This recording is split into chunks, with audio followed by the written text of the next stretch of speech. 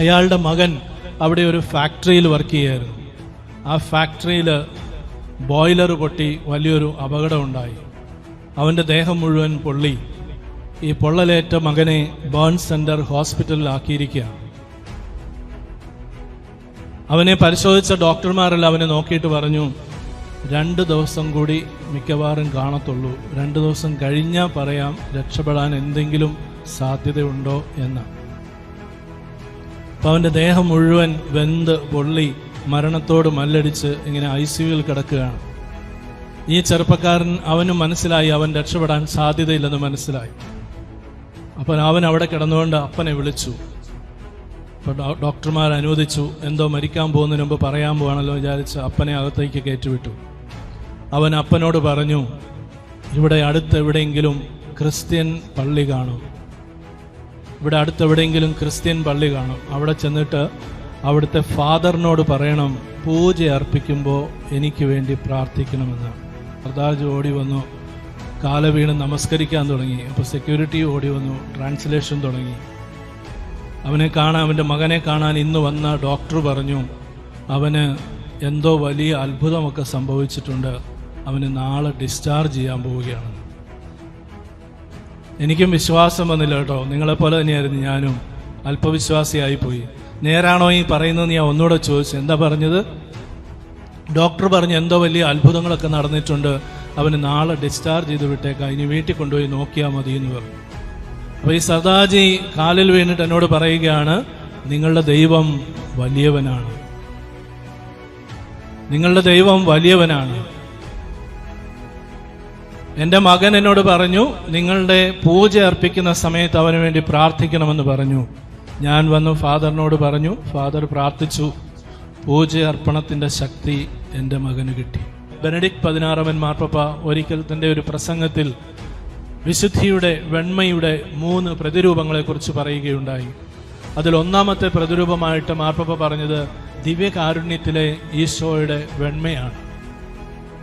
ദിവ്യകാരുണ്യത്തിലെ ഈശോയുടെ വെണ്മ, ദിവ്യകാരുണ്യത്തിലേക്ക് നാം നോക്കുമ്പോൾ കാണുന്നത് വെണ്മ നിറഞ്ഞ ഈശോയെയാണ്. ഇത് സ്വർഗത്തിൻ്റെ പരിശുദ്ധിയാണ്.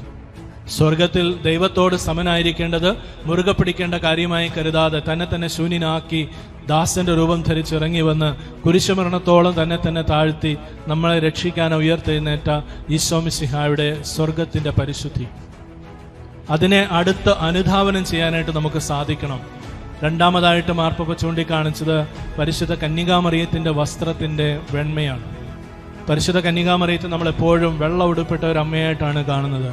നമ്മെപ്പോലെ തന്നെ ഈ ലോകത്തിൽ ജീവിക്കുകയും എന്നാൽ ലോകത്തിൻ്റെതായ പാപമാലിന്യങ്ങളൊന്നും ഏൽക്കാതിരിക്കുകയും ചെയ്ത് സ്വർഗത്തിന് യോഗ്യയായി ജീവിച്ച പരിശുദ്ധ അമ്മയുടെ ജീവിതത്തിൻ്റെ നൈർമല്യം. മൂന്നാമതായിട്ട് മാർപ്പാപ്പ ചൂണ്ടിക്കാണിച്ചത് പരിശുദ്ധ റോമാ സിംഹാസനത്തിൽ വാഴുന്ന മാർപ്പാപ്പമാരുടെ വസ്ത്രത്തിൻ്റെ വെണ്മ. മാർപ്പാപ്പമാരുടെ വസ്ത്രത്തിൻ്റെ വെണ്മ എന്ന് പറയുമ്പോൾ അത് പരിശുദ്ധ റോമാ സിംഹാസനത്തിൻ്റെ പ്രബോധനത്തിൻ്റെ പരിശുദ്ധിയാണ്.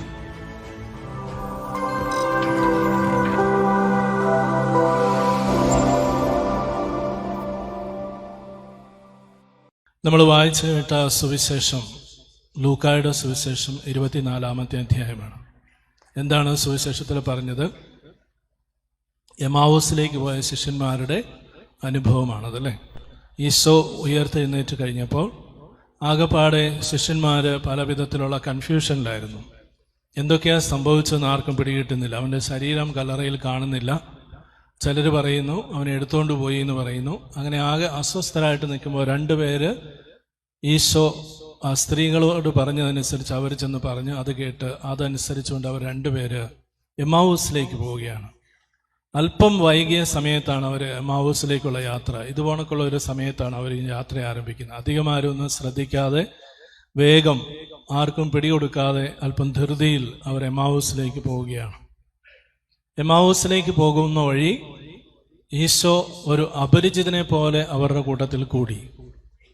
എന്നിട്ട് എന്ത് സംഭവിച്ചു? അവർ എന്തിനെക്കുറിച്ചൊക്കെയാണോ പെറുപെറുത്ത് വർത്താനം പറഞ്ഞ് പൊക്കൊണ്ടിരുന്നത്, അവരുടെ ആധികളും വ്യാധികളും എല്ലാം പങ്കുവെച്ചുകൊണ്ടിരുന്നത്, അത് ഈശോ ശ്രദ്ധാപൂർവം കേട്ടു. എന്നിട്ട് അവിടുന്ന് അവരോടൊരു ചോദ്യം ചോദിച്ചു, നിങ്ങൾ എന്തിനെക്കുറിച്ചാണ് പറയുന്നത്? അപ്പോൾ അവരെന്ത് പറഞ്ഞു? ഇവിടെ നടന്ന കാര്യങ്ങളൊന്നും അറിയാത്തവനാണോ നീ, അല്ലേ? അപ്പോൾ ഈശോ വീണ്ടും ചോദിച്ചു, എന്ത് കാര്യങ്ങൾ? നസ്രായനായ ഈശോയെക്കുറിച്ച് തന്നെ. അവൻ വലിയ പ്രവാചകനായിരുന്നു എന്നൊക്കെ ഞങ്ങൾ വിചാരിച്ചത്, പക്ഷേ അവനെ എല്ലാവരും കൂടെ പിടിച്ച് കുരിശിൽ തറച്ചു കൊന്നു. സുവിശേഷകൻ പറയുന്നപ്പോൾ ഈശോ അവരോട് മോശ തുടങ്ങി പ്രവചനങ്ങളിലും സങ്കീർത്തനങ്ങളിലും തന്നെക്കുറിച്ച് എഴുതപ്പെട്ടിരുന്നത് മുഴുവൻ അവർക്ക് വ്യാഖ്യാനിച്ചു കൊടുത്തു. ഈശോ എന്താണ് ഈ വഴിയിൽ വെച്ച് ചെയ്തത്? മോശ തുടങ്ങി പ്രവചനങ്ങളിലും സങ്കീർത്തനങ്ങളിലും തന്നെക്കുറിച്ച് എഴുതപ്പെട്ടിരുന്നത് മുഴുവൻ അവർക്ക് വ്യാഖ്യാനിച്ചു കൊടുത്തു. മോശ പഴയ നിയമത്തിലെ പഞ്ചഗ്രന്ഥിയുടെ പ്രതിരൂപമാണ്. പഞ്ചഗ്രന്ഥി ഏതൊക്കെയാണ്? ഉൽപ്പത്തി, പുറപ്പാട്, ലേവ്യർ, സംഖ്യ, നിയമാവർത്തനം. ഇതിൻ്റെ എല്ലാം നായകനായിട്ട് നിൽക്കുന്ന ആളാണ് മോശ. അപ്പോൾ ഈ പുസ്തകങ്ങളിലൊക്കെയുള്ള പഴയ നിയമത്തിലെ യഹൂദന്മാരുടെ വിശ്വാസത്തിൽപ്പെട്ട തോറ എന്ന് പറയുന്ന പഞ്ചഗ്രന്ഥിയുടെ സാരസംഗ്രഹമായ ദൈവപുത്രനെക്കുറിച്ച്, രക്ഷകനെക്കുറിച്ചുള്ള വാഗ്ദാനങ്ങൾ മുഴുവൻ ഈശോ അവരുടെ മുമ്പിൽ അവതരിപ്പിക്കുകയാണ്. തുടർന്ന് പ്രവാചകന്മാരെന്താണ് രക്ഷകനെക്കുറിച്ച് പറഞ്ഞിരിക്കുന്നത്, അതെല്ലാം അവൻ അവർക്ക് വ്യാഖ്യാനിച്ചു കൊടുത്തു. തുടർന്ന് സങ്കീർത്തകൻ, പ്രബോധകന്മാർ എന്തൊക്കെയാണ് പറഞ്ഞിരിക്കുന്നത്, അതെല്ലാം അവൻ അവർക്ക് വ്യാഖ്യാനിച്ചു കൊടുത്തു. ഈശോ യഥാർത്ഥത്തിൽ ചെയ്യുന്നത് ഈ വചനങ്ങളിലൂടെ അവരുടെ ഹൃദയത്തെ ഒരുക്കുകയാണ്. അതുകൊണ്ടാണ് നാം ഇന്ന് വായിച്ചു കേട്ട ഭാഗത്ത് ആ സന്ധ്യയായപ്പോൾ ഈശോ യാത്ര തുടരുന്നതായിട്ട് ഭാവിച്ചു. എന്നാൽ അവർ പറഞ്ഞു, അങ്ങനെയല്ല, നീ ഞങ്ങളുടെ കൂടെ താമസിക്കണം. താമസിക്കാൻ അവിടെ ഇരുന്നപ്പോൾ ഈശോ അപ്പമെടുത്ത് ആശീർവദിച്ച് മുറിച്ച് അവർക്ക് കൊടുത്തു. എന്നിട്ട് എന്ത് സംഭവിച്ചു? ഈശോ അപ്രത്യക്ഷനായി. ഈശോയെ അവിടെ കാണാനേയില്ല. ഈ സംഭവം അവർക്ക് മുമ്പും പരിചയമുണ്ടായിരുന്നു. ഈശോ ശിഷ്യന്മാർക്ക് അപ്പം മുറിച്ചു കൊടുക്കുന്ന അനുഭവം അവർക്ക് പല വിധത്തിൽ ജീവിതത്തിൽ ഉണ്ടായിട്ടുണ്ട്. അപ്പം വർദ്ധിക്കുന്നത് തിബേരിയസിന്റെ കടൽ തീരത്ത് നാം കാണുന്നുണ്ട്.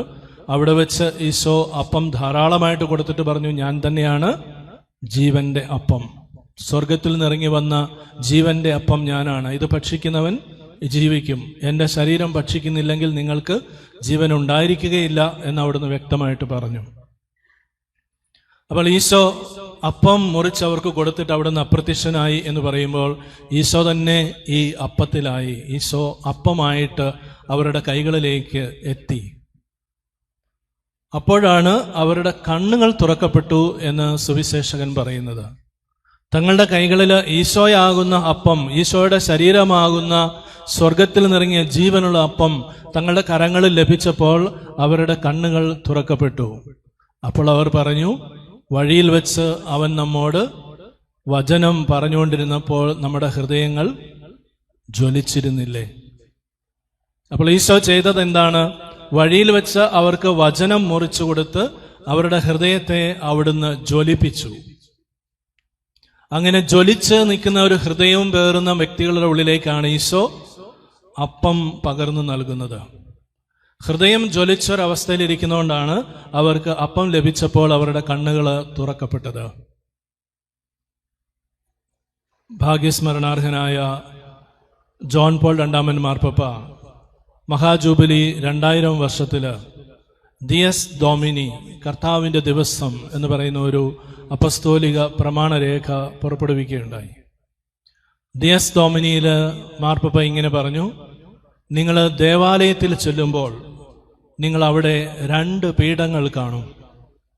ദേവാലയത്തിൽ 2 പീഠങ്ങൾ നിങ്ങൾ കാണും. ഒന്ന് വചനത്തിൻ്റെ മേശ, 2 അപ്പത്തിൻ്റെ മേശ.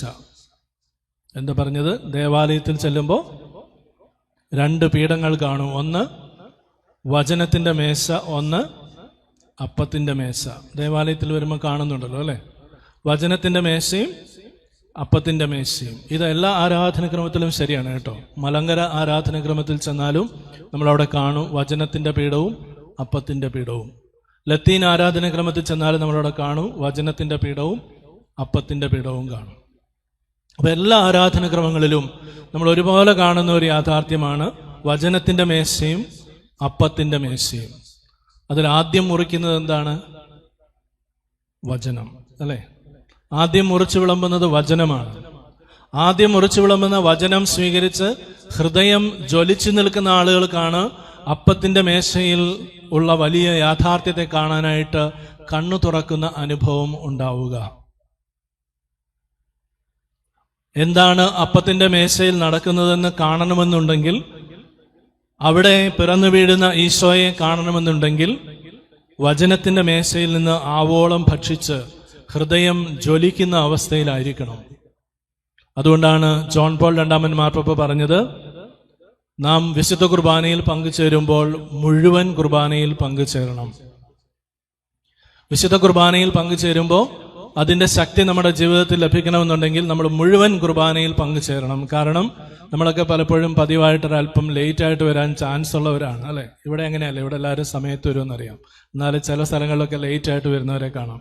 ലേറ്റായിട്ട് വന്നു കഴിഞ്ഞാൽ അവൻ എന്ത് സംഭവിക്കും? വചനത്തിന്റെ മേശയിൽ നിന്ന് അവനൊന്നും കിട്ടില്ല. വചനമൊക്കെ അപ്പോഴത്തേക്ക് മുറിച്ച് കഴിഞ്ഞിരിക്കും. വചനമൊക്കെ മുറിച്ച് സ്വീകരിക്കേണ്ടവരൊക്കെ സ്വീകരിച്ച് കഴിഞ്ഞ് സാവകാശത്തിൽ വരുമ്പോൾ വചനത്തിന്റെ മേശയിൽ ഒന്നും കിട്ടില്ലാത്തതുകൊണ്ട്, വചനം ഭക്ഷിക്കാത്തതുകൊണ്ട് ഹൃദയം ജ്വലിക്കുന്ന അവസ്ഥയിലായിരിക്കില്ല. ഹൃദയം ജ്വലിക്കാത്തതുകൊണ്ട് അപ്പത്തിന്റെ മേശയിൽ എന്താണ് സംഭവിക്കുന്നതെന്ന് കാണാനും മാത്രം കണ്ണുകൾ തുറക്കുന്നില്ല. അതുകൊണ്ട് സാധാരണ രീതി നിങ്ങൾ ആളുകളെ ശ്രദ്ധിച്ചാൽ മനസ്സിലാകും, വളരെ സാവകാശത്തിൽ ലേറ്റായിട്ട് വിശുദ്ധ കുർബാനയ്ക്കൊക്കെ വരുന്ന പലരും വിശുദ്ധ കുർബാന സ്വീകരിക്കാറില്ല. അതങ്ങനെ അങ്ങ് സംഭവിക്കുന്നതാണ്. കാരണം അവർ വചനം ആവോളം ഭക്ഷിക്കാത്തതുകൊണ്ട് അപ്പം ഭക്ഷിക്കാനും മാത്രം അവരുടെ കണ്ണുകൾ തുറന്നു കിട്ടുന്നില്ല. വചനത്തിന്റെ മേശയിൽ നിന്ന് ആവോളം ഭക്ഷിക്കുന്നവന് അപ്പത്തിന്റെ മേശയിൽ നടക്കുന്ന ദിവ്യരഹസ്യങ്ങളെ കാണാനുള്ള ഒരു കണ്ണ് തുറന്നു കിട്ടുന്ന അനുഭവം ഉണ്ടായിരിക്കും. അതാണ് എമാവൂസിലെ ശിഷ്യന്മാർക്ക് ഈശോ പകർന്നു കൊടുത്തത്. അവൻ ആദ്യമേ അവർക്ക് വചനം മുറിച്ചു കൊടുത്ത് അവരുടെ ഹൃദയത്തെ ജ്വലിപ്പിച്ചു. ഓരോ ഞായറാഴ്ചയും ഓരോ വിശുദ്ധ കുർബാനയിലും ഇത് തന്നെയാണ് സംഭവിക്കുന്നത്. ആദ്യമേ തന്നെ നമുക്ക് വചനം ആഘോഷിച്ച് മുറിച്ച് വിളമ്പി നൽകി കഴിയുമ്പോൾ നമ്മുടെ ഹൃദയങ്ങളിൽ അതിൻ്റെ സ്ഫുരണങ്ങൾ ഉണ്ടായിരിക്കും. ജ്വലിക്കാൻ തുടങ്ങുന്ന ഹൃദയത്തോടു കൂടിയാണ് നാം എല്ലാവരും അപ്പത്തിന്റെ മേശയിലേക്ക് നമ്മുടെ ദൃഷ്ടി മാറ്റുന്നത്.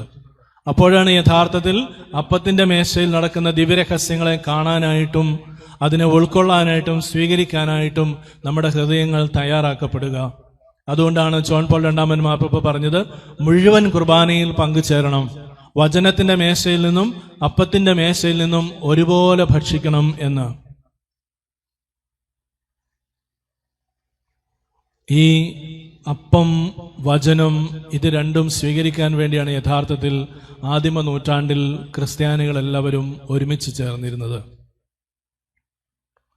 ആദിമ സഭാ സമൂഹത്തിന്റെ കൂട്ടായ്മ മുഴുവൻ ഈ വചനത്തിനും അപ്പത്തിനും വേണ്ടിയുള്ള കൂട്ടായ്മയായിരുന്നു. ഈശോയുടെ ഉത്ഥാനത്തിന് ശേഷം, സ്വർഗാരോഹണത്തിന് ശേഷം, പന്തക്കുസ്തയ്ക്ക് ശേഷം സഭ ആരംഭിച്ചു. ശിഷ്യന്മാർ ലോകം മുഴുവൻ ഓടി നടന്ന് സുവിശേഷം പ്രസംഗിക്കാൻ തുടങ്ങി. പക്ഷെ അവരുടെ കയ്യിൽ, നമ്മുടെ കയ്യിലുള്ള പോണക്കൊരു എഴുതപ്പെട്ട സുവിശേഷ ഗ്രന്ഥമില്ലായിരുന്നു. അത് പിന്നീടാണ് വരുന്നത്, നമുക്കറിയാം. അപ്പൊ അവരെന്താ ചെയ്തിരുന്നത്? അവരൊരുമിച്ച് കൂടിയിട്ട് തങ്ങൾക്കുണ്ടായിരുന്ന ക്രിസ്തു അനുഭവത്തെക്കുറിച്ച് പങ്കുവയ്ക്കുകയായിരുന്നു. തങ്ങൾ ക്രിസ്തുവിനെ കണ്ടതും കേട്ടതും അനുഭവിച്ചറിഞ്ഞതും പങ്കുവയ്ക്കുമായിരുന്നു. യോഹന്നാൻ ശ്ലീഹായുടെ ഭാഷയിൽ പറഞ്ഞാൽ, ആദ്യം മുതൽ ഉണ്ടായിരുന്നതും ഞങ്ങൾ കണ്ണുകൾ കൊണ്ട് കണ്ടതും കാതുകൾ കൊണ്ട് കേട്ടതും ഹൃദയം കൊണ്ട് അനുഭവിച്ചതുമായ ജീവന്റെ വചനത്തെ ഞങ്ങൾ നിങ്ങളുമായി പങ്കുവയ്ക്കുന്നു എന്ന് പറയും. അപ്പൊ അവരെ കാണുകയും അനുഭവിക്കുകയും ജീവിക്കുകയും ചെയ്ത ക്രിസ്തുവിനെ കുറിച്ച് അവരോട് പറഞ്ഞു. അപ്പോൾ ആ സഭാ സമൂഹം മുഴുവൻ ക്രിസ്തുവിലുള്ള തങ്ങളുടെ വിശ്വാസം ഉച്ചത്തിൽ പ്രഘോഷിച്ചിരുന്നു. അങ്ങനെയാണ് വിശ്വാസ പ്രമാണത്തിന് രൂപം കൊള്ളുന്നത്. അപ്പൊ ക്രിസ്തുവിലുള്ള വിശ്വാസം, ക്രിസ്തുവിനെ കുറിച്ച് കേൾക്കാനും അവനിലുള്ള വിശ്വാസം ഒരിക്കൽ കൂടെ ഉറച്ചു പ്രഖ്യാപിക്കാനും അതിനുശേഷം അപ്പം മുറിക്കലിൽ പങ്കുചേരാനും വേണ്ടിയാണ് ഇവരെല്ലാവരും ഒരുമിച്ച് ചേർന്നിരുന്നത് ആദിമസഭാ സമൂഹത്തിൽ. അതുകൊണ്ടാണ് നമ്മൾ ഇന്നും പറയുന്നത്, വിശ്വാസ പ്രമാണം ഇല്ലാത്ത വിശുദ്ധ കുർബാന പൂർണ്ണമാകുന്നില്ല എന്ന്. കാരണം ക്രിസ്തുവിലുള്ള വിശ്വാസമാണ് ക്രിസ്ത്യാനികൾ ഒരുമിച്ച് ചേർന്ന് ആദ്യം പ്രഖ്യാപിച്ചിരുന്നത്. ഈ വിശ്വാസം ഒരുമിച്ച് പ്രഖ്യാപിക്കാൻ വേണ്ടിയാണ് അവരൊരുമിച്ച് ചേർന്നത്. സർവശക്തനായ ദൈവത്തിൽ വിശ്വസിക്കുന്നു, അവിടുത്തെ പുത്രനായ ഈശോ മിശിഹായിൽ വിശ്വസിക്കുന്നു, അവന്റെ മരണം, ഉത്ഥാനം, പരിശുദ്ധാത്മാവ്, ഏകസഭ, ഇത് ഞങ്ങൾ വിശ്വസിക്കുന്നു എന്ന് പറയാൻ വേണ്ടിയാണ് അവർ ഒരുമിച്ച് ചേർന്നിരുന്നത്. ഈ വിശ്വാസം എവിടെയെങ്കിലും ഭൂമിക്കടിയിലൊക്കെ ഒളിച്ചിരുന്ന് പ്രഖ്യാപിച്ചിട്ട് പുറത്തിറങ്ങി ഓടി നടന്ന് സുവിശേഷം പ്രസംഗിക്കാനും ജീവിക്കാനും വേണ്ടി വന്നാൽ ആ സുവിശേഷത്തിനു വേണ്ടി മരിക്കാനും അവർക്ക് ശക്തിയും കൃപയും ലഭിച്ചിരുന്നത് അങ്ങനെയാണ്. അതാണ് നമ്മളും ഇന്ന് വിശുദ്ധ കുർബാനയിൽ ചെയ്യുന്നത്. എന്നാൽ ആ വിശ്വാസം തീക്ഷ്ണമായിട്ട് പ്രഖ്യാപിക്കുകയും അവന്റെ വചനത്തെ കൊതിയോടെ സ്വീകരിക്കുകയും അതുപോലെ തന്നെ അപ്പത്തെ ആത്മദാഹത്തോടെ സ്വീകരിക്കുകയും ചെയ്യുന്നവരെ സംബന്ധിച്ച് ഇത് വലിയ പരിവർത്തനത്തിന്റെ, ശക്തിപ്പെടുത്തലിന്റെ, പ്രത്യാശയുടെ ഒരു അനുഭവമായിരിക്കും. എൻ്റെ ഒരു ചെറിയ സംഭവം നിങ്ങളുമായിട്ട് പങ്കുവയ്ക്കാമെന്ന് വിചാരിക്കുകയാണ്. ഞാൻ ബോംബെയിൽ കുറച്ച് നാൾ പഠിച്ചുകൊണ്ടിരുന്നപ്പോൾ ഞാൻ താമസിച്ചിരുന്ന ഒരു ചെറിയ പള്ളിയിലാണ്. സീറോ മലബാർ സഭയുടെ കല്യാൺ രൂപതയിൽപ്പെട്ട ഐരോളി എന്ന് പറയുന്ന ഒരു സ്ഥലമുണ്ട്. ബോംബെ സിറ്റിയുടെ ഒരു ഭാഗമാണ്, ഒരു ചെറിയ സ്ഥലമാണ്. അവിടുത്തെ ഒരു പള്ളിയിലാണ് ഞാൻ താമസിച്ചുകൊണ്ടിരുന്നത്. അപ്പോൾ അതിൻ്റെ ഒരു പ്രത്യേകത, ആ പള്ളിയുടെ അടുത്ത് നാഷണൽ ബേൺസ് സെൻ്റർ ഉണ്ട്. ബേൺസ്, തീ പൊള്ളുന്ന രോഗികളെയൊക്കെ അവിടെ കൊണ്ടുവരുന്നതാണ്. ഏതെങ്കിലും അതൊരു ഇൻഡസ്ട്രിയൽ ഏരിയ ആയിരുന്നു. അതുകൊണ്ട് ചിലപ്പോൾ മിക്കവാറും ഒക്കെ തീ പൊള്ളുന്നതും അപകടങ്ങളും ഒക്കെ ഉണ്ടാകാറുണ്ട്. ബോയിലറുകൾ അപകടത്തിൽപ്പെടാറുണ്ട്. പിന്നെ മണ്ണെണ്ണ ഒഴിച്ച് കത്തിക്കുന്നവരുണ്ട്. ഇങ്ങനെ പലതൊക്കെ ഉണ്ടല്ലോ. അങ്ങനെയുള്ള എല്ലാവരെയും കൊണ്ടുവരുന്ന ഒരു പ്രധാനപ്പെട്ട റെഫറൽ ഹോസ്പിറ്റലായിരുന്നു ഈ നാഷണൽ ബേൺസ് സെന്റർ. ഒരു ദിവസം ഞാൻ കോളേജിൽ പോയി ക്ലാസ്സൊക്കെ കഴിഞ്ഞ് തിരിച്ചു വരുമ്പോൾ ഈ പള്ളിയുടെ വാതിക്കൽ ഒരു സർദാർജി, നല്ല തലമുടി കെട്ടൊക്കെ വെച്ച് താടിയൊക്കെ നീട്ടി വളർത്തിയ ഒരു സർദാർജി ഇങ്ങനെ അവിടെ നിൽപ്പുണ്ട്. അപ്പോൾ പള്ളിയിലെ സെക്യൂരിറ്റി എൻ്റെ അടുത്ത് വന്നിട്ട് പറഞ്ഞു, ഈ സർദാർജി അച്ഛനെ കാണാൻ വേണ്ടി വന്നിരിക്കുന്നു. ഞാൻ ചോദിച്ചു, എന്തിനാ സർദാർജി എന്നെ കാണാൻ വരുന്നത്? ഒന്നാമത് എനിക്ക് അയാളോട് വർത്താനം പറയാൻ ഹിന്ദി പോലും അറിയത്തില്ല. എൻ്റെ കാര്യം ആകപ്പാടെ കഷ്ടം, അല്ലേ? അപ്പം അയാൾ പറഞ്ഞ്, ഞാൻ എന്തൊക്കെ പറഞ്ഞാലും അയാൾ പോകത്തില്ല, അച്ഛനെ കണ്ടിട്ടേ പോകത്തുള്ളൂ എന്ന് പറഞ്ഞു. അപ്പോൾ ശരി, അയാളെ വിളിക്കാൻ പറഞ്ഞു. അപ്പോൾ എന്നിട്ട് എൻ്റെ സെക്യൂരിറ്റി എനിക്ക് ട്രാൻസ്ലേറ്ററായിട്ട് നിൽക്കുകയാണ്. അപ്പോൾ എനിക്കറിയാവുന്ന രീതിയിൽ മുറി ഹിന്ദിയൊക്കെ ആക്കി അയാൾ മാറ്റി തന്നു ഈ സർദാർജിയുടെ ഭാഷ മുഴുവൻ. അപ്പോൾ സർദാർജി പറയുകയാണ്, അയാളുടെ മകൻ അവിടെ ഒരു ഫാക്ടറിയിൽ വർക്ക് ചെയ്യായിരുന്നു. ആ ഫാക്ടറിയിൽ ബോയിലർ പൊട്ടി വലിയൊരു അപകടം ഉണ്ടായി. അവൻ്റെ ദേഹം മുഴുവൻ പൊള്ളി. ഈ പൊള്ളലേറ്റ മകനെ ബേൺസ് സെന്റർ ഹോസ്പിറ്റലിൽ ആക്കിയിരിക്കുകയാണ്. അവനെ പരിശോധിച്ച ഡോക്ടർമാരെല്ലാം അവനെ നോക്കിയിട്ട് പറഞ്ഞു, 2 ദിവസം കൂടി മിക്കവാറും കാണത്തുള്ളൂ, 2 ദിവസം കഴിഞ്ഞാൽ പറയാം രക്ഷപ്പെടാൻ എന്തെങ്കിലും സാധ്യതയുണ്ടോ എന്ന്. അപ്പം അവൻ്റെ ദേഹം മുഴുവൻ വെന്ത് പൊള്ളി മരണത്തോട് മല്ലടിച്ച് ഇങ്ങനെ ICUവിൽ കിടക്കുകയാണ്. ഈ ചെറുപ്പക്കാരൻ, അവനും മനസ്സിലായി അവൻ രക്ഷപ്പെടാൻ സാധ്യതയില്ലെന്ന് മനസ്സിലായി. അപ്പം അവൻ അവിടെ കിടന്നുകൊണ്ട് അപ്പനെ വിളിച്ചു. അപ്പോൾ ഡോക്ടർമാർ അനുവദിച്ചു. എന്തോ മരിക്കാൻ പോകുന്നതിന് മുമ്പ് പറയാൻ പോവാണല്ലോ വിചാരിച്ച് അപ്പനെ അകത്തേക്ക് കയറ്റിവിട്ടു. അവൻ അപ്പനോട് പറഞ്ഞു, ഇവിടെ അടുത്ത് എവിടെയെങ്കിലും ക്രിസ്ത്യൻ പള്ളി കാണും, ഇവിടെ അടുത്തെവിടെയെങ്കിലും ക്രിസ്ത്യൻ പള്ളി കാണും, അവിടെ ചെന്നിട്ട് അവിടുത്തെ ഫാദറിനോട് പറയണം പൂജ അർപ്പിക്കുമ്പോൾ എനിക്ക് വേണ്ടി പ്രാർത്ഥിക്കണമെന്ന്. ഫാദറിനോട് പറയണം പൂജ അർപ്പിക്കുമ്പോൾ എനിക്ക് വേണ്ടി പ്രാർത്ഥിക്കണമെന്ന്. ഇത് പറയാനാണ് വന്നത് എന്ന് പറഞ്ഞു. ഞാൻ പറഞ്ഞു, പ്രാർത്ഥിച്ചോളാം, പോയിക്കോളാം പറഞ്ഞു. വിശുദ്ധ കുർബാനയ്ക്ക് വൈകുന്നേരം വിശുദ്ധ കുർബാനയ്ക്ക് കയറി നിന്നപ്പോൾ എനിക്ക് ആകെപ്പാടെ ഒരു അങ്കലാപ്പ്.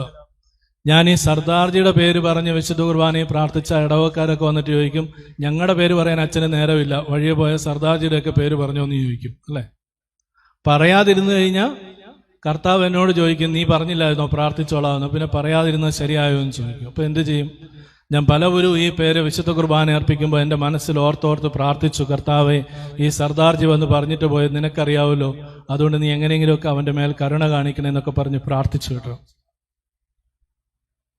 പിറ്റേ ദിവസം ഞാൻ കോളേജിൽ പോയി തിരിച്ചിതുപോലെ വരുമ്പോൾ ഈ സർദാർജി അവിടെ നിൽപ്പുണ്ട്. ഞാൻ വിചാരിച്ചു മിക്കവാറും ഒക്കെ കഥ കഴിഞ്ഞു, സർദാർജി എന്നെ വല്ലതും തല്ലാൻ വരുവാണോ, എന്താ സംഭവിക്കാൻ പോകുന്ന അറിയില്ലല്ലോ. സർദാർജിമാർ ദേഷ്യം വന്നാൽ പെട്ടെന്ന് നല്ല അടി തരുന്ന ആളുകളുമാണ്. അപ്പം ഞാൻ സാവകാശത്തിൽ പള്ളിമുറിയിലോട്ട് പോകാൻ തുടങ്ങിയപ്പോൾ സർദാർജി ഓടി വന്നു, കാല വീണ് നമസ്കരിക്കാൻ തുടങ്ങി. അപ്പോൾ സെക്യൂരിറ്റി ഓടി വന്നു, ട്രാൻസ്ലേഷൻ തുടങ്ങി. അവനെ കാണാൻ, അവൻ്റെ മകനെ കാണാൻ ഇന്ന് വന്ന ഡോക്ടർ പറഞ്ഞു അവന് എന്തോ വലിയ അത്ഭുതമൊക്കെ സംഭവിച്ചിട്ടുണ്ട്, അവന് നാളെ ഡിസ്ചാർജ് ചെയ്യാൻ പോവുകയാണെന്ന്. എനിക്കും വിശ്വാസം വന്നില്ല കേട്ടോ, നിങ്ങളെപ്പോലെ തന്നെയായിരുന്നു ഞാനും, അല്പവിശ്വാസിയായിപ്പോയി. നേരാണോ ഈ പറയുന്നത് ഞാൻ ഒന്നുകൂടെ ചോദിച്ചു. എന്താ പറഞ്ഞത്? ഡോക്ടർ പറഞ്ഞു എന്തോ വലിയ അത്ഭുതങ്ങളൊക്കെ നടന്നിട്ടുണ്ട്, അവന് നാളെ ഡിസ്ചാർജ് ചെയ്ത് വിട്ടേക്കാം, ഇനി വീട്ടിൽ കൊണ്ടുപോയി നോക്കിയാൽ മതി എന്ന് പറഞ്ഞു. അപ്പൊ ഈ സർദാജി കാലിൽ വീണിട്ട് എന്നോട് പറയുകയാണ്, നിങ്ങളുടെ ദൈവം വലിയവനാണ്, നിങ്ങളുടെ ദൈവം വലിയവനാണ്. എൻ്റെ മകൻ എന്നോട് പറഞ്ഞു, നിങ്ങളുടെ പൂജ അർപ്പിക്കുന്ന സമയത്ത് അവന് വേണ്ടി പ്രാർത്ഥിക്കണമെന്ന് പറഞ്ഞു. ഞാൻ വന്നു ഫാദറിനോട് പറഞ്ഞു, ഫാദർ പ്രാർത്ഥിച്ചു, പൂജ അർപ്പണത്തിന്റെ ശക്തി എൻ്റെ മകന് കിട്ടി. പൂജ അർപ്പണത്തിന്റെ ശക്തി എൻ്റെ മകന് കിട്ടി എന്നാണ് ആ അപ്പൻ പറയുന്നത്. അതായത് വിശുദ്ധ കുർബാനയിൽ യഥാർത്ഥത്തിൽ ഈശോ നമ്മുടെ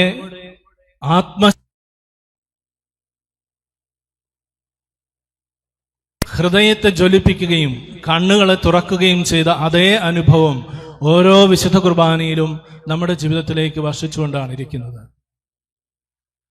കൈകൾ ഉയർത്തി ഈശോയെ സ്തുതിക്കാം. ഈശോയെ നന്ദി, ഈശോയെ സ്തുതി, ഈശോയെ ആരാധന. ആർക്കും സ്വരമില്ല കേട്ടോ, രഹസ്യ പ്രാർത്ഥനയല്ല, പരസ്യ പ്രാർത്ഥന. ഉറക്കെ പറഞ്ഞോ, ഈശോയെ നന്ദി, ഈശോയെ സ്തുതി, ഈശോയെ ആരാധന.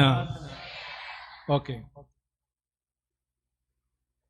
ദിവ്യകാരുണ്യത്തിലെ ഈശോ യഥാർത്ഥത്തിൽ ഇതാണ് നമ്മുടെ ഓരോരുത്തരോടും ചെയ്യുന്നത്. അവിടുന്ന് ഒരു ദിവസം പെട്ടെന്ന് ഈ എമ്മാവൂസിലേക്ക് പോയ ശിഷ്യന്മാരുടെ കയ്യിലിരുന്ന അപ്പത്തിലേക്ക് കയറുകയായിരുന്നില്ല, മറിച്ച് ഇത് അവിടുന്ന് വളരെ കരുതിക്കൂട്ടി അനുഗ്രഹത്തിന്റെ വർഷമായിട്ട് നമ്മുടെ ജീവിതത്തിലേക്ക് തന്നിരിക്കുന്നതാണ്. ഇസ്രായേൽ ജനം മരുഭൂമിയിൽ കിടന്ന് കഷ്ടപ്പെട്ട് ഒന്നുമില്ലാതിരുന്ന അവസരത്തിൽ എന്തെങ്കിലും ഭക്ഷിക്കാൻ തരണമെന്ന് പറഞ്ഞപ്പോൾ ദൈവം അവർക്ക് സ്വർഗത്തിൽ നിന്ന് മന്ന അയച്ചു കൊടുത്തു. ഓരോ ദിവസവും അവർക്ക് ഭക്ഷിക്കാൻ ആവശ്യത്തിനുള്ളത് ദൈവം അയച്ചു കൊടുത്തുകൊണ്ടിരുന്നു. അവർക്ക് തന്നെ മനസ്സിലായില്ല ഇതെങ്ങനെയാണ് സംഭവിക്കുന്നതെന്ന്. അവർ നോക്കിയിട്ടൊന്നും പിടികിട്ടില്ല. ഓരോ ദിവസവും എഴുന്നേൽക്കുമ്പോൾ അവർക്ക് ഭക്ഷിക്കാൻ ആവശ്യമുള്ളത് ദൈവം തമ്പുരാൻ അവരുടെ മുമ്പിൽ വച്ചു കൊടുത്തിരുന്നു. അത് വലിയ ഒരു ശക്തിയായിരുന്നു അവരെ സംബന്ധിച്ചിടത്തോളം. അല്ലെങ്കിൽ അവർ ആ മരുഭൂമിയിൽ പട്ടിണി കിടന്ന് മരിച്ചേനെ. ഏലിയാ പ്രവാചകൻ സത്യത്തിനും നീതിക്കും വേണ്ടി നിന്നുകൊണ്ട് അവൻ ഒളിച്ചോടേണ്ടി വന്നു. അവൻ നിൽക്കാതെ ഓടി തളർന്നു വീണൊരു മരത്തിന്റെ ചുവട്ടിൽ കിടന്ന് ഉറങ്ങുകയാണ്. തളർന്നുറങ്ങിയ ഏലിയ വിശപ്പും പരവേശവും മൂലം കണ്ണു തുറന്ന് നോക്കുമ്പോൾ അവന്റെ മുമ്പിൽ കാക്കകൾ കൊണ്ടുവന്ന് അപ്പം വെച്ചിരിക്കുന്നു. നല്ല മനോഹരമായ അപ്പം. ഒരുപക്ഷെ അവന് കിട്ടിയ ജീവിതത്തിലെ ഏറ്റവും ടേസ്റ്റുള്ള അപ്പം അതായിരിക്കും. കാക്കകൾ കൊണ്ടുവന്ന് തയ്യാറാക്കി വെച്ചിരിക്കുന്നു. അപ്പൊ ജീവിതത്തിന്റെ ഏതെല്ലാം പ്രതിസന്ധി ഘട്ടങ്ങളിൽ മനുഷ്യൻ എത്തി നിൽക്കുന്നോ അവിടെയെല്ലാം ദൈവം അപ്പമായിട്ട് ഇറങ്ങി വന്നിട്ടുണ്ട് വിശുദ്ധ ഗ്രന്ഥത്തിലുടനീളം. ഇതാണ് നാം യഥാർത്ഥത്തിൽ കാണുന്നത്. ഈ അപ്പമാണ് യഥാർത്ഥത്തിൽ ഈശോ പറയുന്നത്, ഞാൻ തന്നെയാണ് ഈ അപ്പം. ഇസ്രായേലിന്റെ ചരിത്രത്തിൽ ഇടപെട്ടിരുന്ന അപ്പം, സ്വർഗത്തിൽ നിറങ്ങി വന്ന അപ്പം ഞാൻ തന്നെയാണ്. ഇത് ജീവനുള്ള അപ്പമാണ്. ഇത് സ്വീകരിക്കുന്നവൻ എന്നേക്കും ജീവിക്കുമെന്ന്. എന്നാൽ അത് സ്വീകരിക്കണമെങ്കിൽ ആദ്യം നാം വചനം സ്വീകരിച്ച്, വചനമായി നമ്മുടെ ഇടയിലേക്ക്, വചനം മാംസം ധരിച്ച് നമ്മുടെ ഇടയിലേക്ക് കടന്നു വന്ന ഈശോ മിശിഹായെ വചനത്തിലൂടെ കേൾക്കുകയും ഉൾക്കൊള്ളുകയും ചെയ്യണം. ആ വചനം നമ്മുടെ ഹൃദയത്തെയും മനസ്സിനെയും ശുദ്ധീകരിച്ചു കഴിയുമ്പോൾ തീർച്ചയായും ഈ അപ്പത്തെ സ്വീകരിക്കാനുള്ള കൃപയും അനുഗ്രഹവും നമ്മുടെ ഉള്ളിൽ ഉണ്ടായിരിക്കും. അതുകൊണ്ടാണ് രണ്ടാം വത്തിക്കാൻ സുനോദോസ് പറഞ്ഞത്, വിശുദ്ധ ഗ്രന്ഥത്തെ സഭ മിശിഹായുടെ ശരീരത്തെ എന്ന പോലെ തന്നെ വണങ്ങുന്നു എന്ന്. നമ്മുടെ വീടുകളിലിരിക്കുന്ന ദൈവവചനത്തെ, സുവിശേഷത്തെ, വിശുദ്ധ ഗ്രന്ഥത്തെ വിശുദ്ധ കുർബാനയിൽ ദിവ്യകാരുണ്യത്തിലെ ഈശോയെ പോലെ തന്നെ വണങ്ങുന്നു എന്നാണ് രണ്ടാം വത്തിക്കാൻ സുനോദോസ് പറഞ്ഞത്. ദിവ്യകാരുണ്യം യഥാർത്ഥത്തിൽ എന്താണെന്ന് കാണണമെന്നുണ്ടെങ്കിൽ ദൈവവചനവുമായിട്ട് നമുക്ക് ഒരു അഭേദ്യമായിട്ടുള്ള ബന്ധമുണ്ടായിരിക്കണം. നാം ഇന്ന് ദിവ്യകാരുണ്യത്തിൽ ഈശോയെ ആരാധിക്കുകയും പ്രഘോഷിക്കുകയും ചെയ്യുമ്പോൾ യഥാർത്ഥത്തിൽ വചനം മാംസമായി ഈ ഭൂമിയിലേക്ക് വന്ന ഈശോയെയാണ് നാം ആരാധിക്കുകയും സ്തുതിക്കുകയും ചെയ്യുന്നത്. ഇതിനെ രണ്ടിനെയും വേർപെടുത്താനാവുകയില്ല. ഇത് രണ്ടും ഒരുമിച്ച് മാത്രമേ പോവുകയുള്ളൂ. വചനം തന്നെയാണ് ഈശോ, ആ ഈശോ തന്നെയാണ് മാംസം ധരിച്ച് ദിവ്യകാരുണ്യത്തിൽ നമ്മോടൊപ്പം ആയിരിക്കുന്നത്. അതുകൊണ്ടാണ് സുവിശേഷത്തിൽ ഈ ഒരു അനുഭവം നാം കാണുന്നത്. ആദ്യമേ അപ്പം അവരുടെ കയ്യിൽ കൊടുക്കുകയല്ല, മറിച്ച് ആദ്യം വചനം കൊടുത്ത് അവരുടെ ഹൃദയത്തെ ജ്വലിപ്പിച്ച് ഒരുക്കി അപ്പം ആയിട്ട് ഈശോ അവരുടെ ജീവിതത്തിലേക്ക് കടന്നു വരികയാണ്. നമ്മുടെ ജീവിതത്തിലും ഇതുപോലുള്ള ഒരു അനുഭവം ഉണ്ടാകണമെന്നുണ്ടെങ്കിൽ മുഴുവൻ കുർബാനയിൽ പങ്കുചേരുകയും വചനം വായിക്കുകയും സ്വീകരിക്കുകയും ഉൾക്കൊള്ളുകയും ഒക്കെ ചെയ്തുകൊണ്ട് മാത്രമേ അപ്പത്തിന്റെ മേശയിലേക്ക് നമുക്ക് കടന്നു ചെല്ലാനായിട്ട് സാധിക്കുകയുള്ളൂ. അങ്ങനെ ചെയ്യുന്നവർക്കാണ് യഥാർത്ഥത്തിൽ വിശുദ്ധ കുർബാനയുടെ പൂർണ്ണമായിട്ടുള്ള ശക്തിയും കൃപയും ലഭിക്കുക. അതുകൊണ്ട് പ്രിയമുള്ളവരെ, നമുക്ക് ഈ ദിവസം ദിവ്യകാരുണ്യത്തിന്റെ ആരാധനയും പ്രദക്ഷിണവും നടത്തുന്ന ഈ അവസരത്തിൽ കർത്താവിന് നന്ദി പറയാം. ഇതൊരു വലിയ അത്ഭുതകരമായ ദിവ്യരഹസ്യമാണ് നമ്മൾ കൊണ്ടാടുന്നത്. അത് നൂറ്റാണ്ടുകളായിട്ട് ഇസ്രായേൽ ജനത അനുഭവിച്ച ദൈവത്തിന്റെ പരിപാലനയുടെ മാംസധാരണമാണ്. അത് പ്രവാചകന്മാർക്ക് ശക്തി പകർന്ന ജീവന്റെ അപ്പമാണ്. അത് നമ്മുടെ ഓരോരുത്തരുടെയും ജീവിതത്തിലേക്ക് മനുഷ്യാവതാരം ചെയ്ത ദൈവപുത്രനായിട്ട് കടന്നു വന്ന ഈശോ മിശിഹ തന്നെയാണ്. അതുകൊണ്ട് ആദിമസഭയിലെ വിശ്വാസികൾ പറഞ്ഞ പോലെ ഈ ദിവ്യകാരുണ്യത്തിന്റെ മുമ്പിൽ നിന്ന് നാം ആദ്യം പറയേണ്ടത് ഈ വിശ്വാസ പ്രമാണം തന്നെയാണ്. ഞാൻ സർവശക്തനായ ദൈവത്തിൽ വിശ്വസിക്കുന്നു, അവിടുത്തെ പുത്രനിൽ വിശ്വസിക്കുന്നു. അവൻ മനുഷ്യാവതാരം ചെയ്ത് നമ്മോടൊപ്പം ജീവിച്ചവനാണ്. അവൻ നമുക്ക് വേണ്ടി കുരിശിൽ മരിച്ച് ഉയർത്തെഴുന്നേറ്റവനാണ്. അവന്റെ പരിശുദ്ധാത്മാവിലും അവന്റെ സഭയിലും അവൻ ഇന്ന് നമ്മോടൊപ്പം ജീവിക്കുന്നു എന്നുള്ള യാഥാർത്ഥ്യത്തെ നമ്മൾ വിശ്വസിച്ച് അംഗീകരിച്ച് ഏറ്റുപറയുമ്പോൾ മാത്രമേ ഈ ദിവ്യകാരുണ്യത്തിൽ നിന്ന് നിർഗളിക്കുന്ന ശക്തിയും കൃപയും നമ്മുടെ ജീവിതത്തിലേക്ക് ഒഴുകി വരികയുള്ളൂ. അതുകൊണ്ട് നമ്മുടെ ഹൃദയങ്ങളെ നമുക്ക് ഒരുക്കാം. യഥാർത്ഥത്തിൽ ഈശോയോട് ചേർന്നിരിക്കുക, അവനെ അടുത്തറിയുക, അവനെ അടുത്ത് അനുഭവിക്കുക എന്ന് പറയുന്നത് വളരെ സ്വർഗീയമായിട്ടുള്ള ഒരു കൃപയാണ്. അത് നമുക്ക് ലഭിക്കണമെന്നുണ്ടെങ്കിൽ നാം ഈശോയോട് കൂടി വചനത്തിലും അപ്പത്തിലും ഒരുപോലെ പങ്കുചേരുന്ന വ്യക്തികളായിരിക്കണം. ഭാഗ്യസ്മരണാർഹനായ ബെനഡിക്ട് 16 മാർപ്പാപ്പ ഒരിക്കൽ തന്റെ ഒരു പ്രസംഗത്തിൽ വിശുദ്ധിയുടെ വെണ്മയുടെ 3 പ്രതിരൂപങ്ങളെക്കുറിച്ച് പറയുകയുണ്ടായി.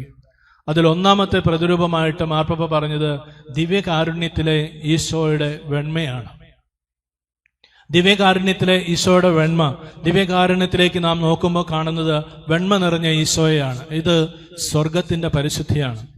സ്വർഗത്തിൽ ദൈവത്തോട് സമനായിരിക്കേണ്ടത് മുറുകെ പിടിക്കേണ്ട കാര്യമായി കരുതാതെ തന്നെ തന്നെ ശൂന്യനാക്കി ദാസന്റെ രൂപം ധരിച്ചിറങ്ങി വന്ന് കുരിശുമരണത്തോളം തന്നെ തന്നെ താഴ്ത്തി നമ്മളെ രക്ഷിക്കാൻ ഉയർത്തെഴുന്നേറ്റ ഈശോ മിശിഹായുടെ സ്വർഗത്തിന്റെ പരിശുദ്ധി, അതിനെ അടുത്ത് അനുധാവനം ചെയ്യാനായിട്ട് നമുക്ക് സാധിക്കണം. രണ്ടാമതായിട്ട് മാർപ്പാപ്പ ചൂണ്ടിക്കാണിച്ചത് പരിശുദ്ധ കന്യകാമറിയത്തിന്റെ വസ്ത്രത്തിന്റെ വെണ്മയാണ്. പരിശുദ്ധ കന്യകാമറിയത്തെ നമ്മൾ എപ്പോഴും വെള്ള ഉടുപ്പിട്ട ഒരു അമ്മയായിട്ടാണ് കാണുന്നത്. നമ്മെപ്പോലെ തന്നെ ഈ ലോകത്തിൽ ജീവിക്കുകയും എന്നാൽ ലോകത്തിൻ്റെതായ പാപമാലിന്യങ്ങളൊന്നും ഏൽക്കാതിരിക്കുകയും ചെയ്ത് സ്വർഗത്തിന് യോഗ്യയായി ജീവിച്ച പരിശുദ്ധ അമ്മയുടെ ജീവിതത്തിന്റെ നൈർമല്യം. മൂന്നാമതായിട്ട് മാർപ്പാപ്പ ചൂണ്ടിക്കാണിച്ചത് പരിശുദ്ധ റോമാ സിംഹാസനത്തിൽ വാഴുന്ന മാർപ്പാപ്പമാരുടെ വസ്ത്രത്തിന്റെ വെണ്മ. മാർപ്പാപ്പമാരുടെ വസ്ത്രത്തിന്റെ വെണ്മ എന്ന് പറയുമ്പോൾ അത് പരിശുദ്ധ റോമാ സിംഹാസനത്തിന്റെ പ്രബോധനത്തിന്റെ പരിശുദ്ധിയാണ്. ഈ കാലഘട്ടത്തിൽ എങ്ങനെയാണ് സുവിശേഷം മനസ്സിലാക്കേണ്ടത്, എങ്ങനെയാണ് അത് ജീവിക്കേണ്ടതെന്ന് നമ്മെ പഠിപ്പിക്കുന്നതാണ് സഭയുടെ പ്രബോധനം. ഓരോ കാലഘട്ടത്തിലും സുവിശേഷത്തെ കാലഘട്ടത്തിനനുസരിച്ച് നമുക്ക് മനസ്സിലാക്കി തരികയും അത് ജീവിക്കാൻ നമ്മെ പഠിപ്പിക്കുകയും ചെയ്യുന്ന പരിശുദ്ധ സിംഹാസനത്തിന്റെ പ്രബോധനത്തിന്റെ പരിശുദ്ധി, അത് എപ്പോഴും ഈശോയുടെ ഹിതം മനസ്സിലാക്കി ആ ഹിതം നമുക്ക് പറഞ്ഞു തരികയും എങ്ങനെ ഈ പ്രതിസന്ധികൾ നിറഞ്ഞ ലോകത്തിൽ സ്വർഗത്തിലേക്കുള്ള വഴി കണ്ടെത്തണമെന്ന് നമ്മെ പഠിപ്പിക്കുകയും ചെയ്യുന്ന പ്രബോധനത്തിന്റെ പരിശുദ്ധിയാണ്. അപ്പോൾ ഈശോയുടെ ദിവ്യകാരുണ്യത്തിലെ വെണ്മയും പരിശുദ്ധ അമ്മയുടെ വസ്ത്രത്തിന്റെ വെണ്മയും, മൂന്നാമതായിട്ട് പരിശുദ്ധ സിംഹാസനത്തിലെ മാർപ്പാപ്പമാരുടെ വസ്ത്രത്തിന്റെ വെണ്മയും, സ്വർഗത്തിലെ ഈശോയുടെ പരിശുദ്ധി, സ്വർഗത്തിന് യോഗ്യമായിട്ട് ജീവിച്ച പരിശുദ്ധ കന്യകാമറിയത്തിന്റെ ജീവിതത്തിന്റെ പരിശുദ്ധി, ഈ ലോക ജീവിതത്തിൽ എപ്രകാരം ജീവിക്കണമെന്ന് നമ്മെ പഠിപ്പിക്കുന്ന സഭയുടെ പ്രബോധനത്തിന്റെ പരിശുദ്ധി, ഇത് മൂന്നും ജീവിതത്തിൽ അടുത്ത് അനുഗമിക്കാൻ സാധിക്കുന്ന ഒരാളെ സംബന്ധിച്ച് അവൻ സ്വർഗഭാഗ്യത്തിന് അർഹനായി തീരും എന്നതിൽ സംശയമില്ല എന്നാണ് ബെനഡിക്ട് 16 മാർപ്പാപ്പ നമ്മോട് പറഞ്ഞത്. പ്രിയമുള്ളവരെ, നാം ഇവിടെ ആഘോഷിക്കുന്നതും കൊണ്ടാടുന്നതും ഇതുതന്നെയാണ്. സ്വർഗത്തിലെ ഈശോയുടെ പരിശുദ്ധിയും പരിശുദ്ധ കന്യകാമറിയത്തിന്റെ പരിശുദ്ധിയും സാർവത്രിക സഭ നമ്മെ സഭയായിട്ട് ഒരുമിച്ച് കൂട്ടിയ വിശ്വാസത്തിൽ നിലനിർത്തി നമുക്ക് നൽകുന്ന പ്രബോധനത്തിന്റെ പരിശുദ്ധിയും, ഇത് മൂന്നുമാണ് ഈ തിരുനാൾ ആഘോഷത്തിലൂടെ നമ്മൾ കൊണ്ടാടുന്നത്. വിശുദ്ധ ഫ്രാൻസിസ് സേവ്യർ ജീവിക്കുകയും പഠിപ്പിക്കുകയും ചെയ്തത് ഇതേ കാര്യങ്ങൾ തന്നെയാണ്. ദിവ്യകാരുണ്യത്തിലെ ഈശോയെയും സ്വർഗത്തിന് യോഗ്യയായി ജീവിച്ച പരിശുദ്ധ മറിയത്തെയും സഭയുടെ പ്രബോധനത്തെയുമാണ് ഫ്രാൻസിസ് സേവ്യർ ഈ ലോകത്തിൽ അവതരിപ്പിച്ചത്. ക്രിസ്ത്യാനി എന്ന നിലയിൽ, വിശിഷ്യ കത്തോലിക്കൻ എന്ന നിലയിൽ നാം ഓരോരുത്തരും ജീവിതത്തിൽ ഉൾക്കൊള്ളുകയും പഠിപ്പിക്കുകയും പ്രഘോഷിക്കുകയും ചെയ്യേണ്ടതും ഇതുതന്നെയാണ്. അപ്പോൾ ഈ തിരുനാൾ ആഘോഷത്തിലൂടെ അതിന് നമ്മെ അർഹരാക്കണമേ, അതിനുള്ള കൃപ നമുക്ക് തരണമേ. നമുക്ക് പ്രത്യേകമായിട്ട് പ്രാർത്ഥിക്കാം. പരിശുദ്ധ അമ്മയുടെ മാധ്യസ്ഥവും വിശുദ്ധ ഫ്രാൻസിസ് സേവ്യറുടെ മാധ്യസ്ഥവും അതിന് നമ്മെ എല്ലാവരെയും സഹായിക്കട്ടെ.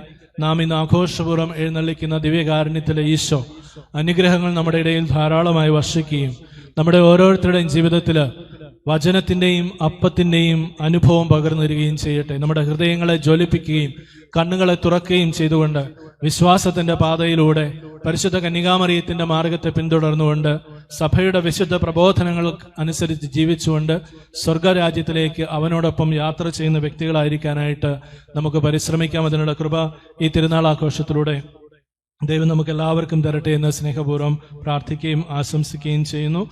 നിങ്ങളുടെ മേൽ ദൈവത്തിന്റെ കൃപ സമൃദ്ധമായിട്ടുണ്ടായിരിക്കട്ടെ.